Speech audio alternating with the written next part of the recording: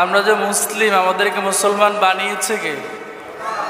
আল্লাহ তাআলা ইচ্ছা করলে তো আমাদেরকে অন্য কোনো ধর্ম দিতে পারত, অন্য কোনো জাতি হিসাবে আল্লাহ তাআলা আমাদেরকে সৃষ্টি করতে পারত, কিন্তু আল্লাহ তাআলা আমাদেরকে ইমানের দৌলত দান করেছেন। এজন্য আমরা খুশি না বেজার পড়ি আলহামদুলিল্লাহ। সম্মানিত মুসল্লানে কারাম, আল্লাহ তাআলা আমাদেরকে যে ঈমান দিলেন, এই ঈমানের রয়েছে অসংখ্য শাখা এবং প্রশাখা। মূল একটা, মূল কয়টা? একটা।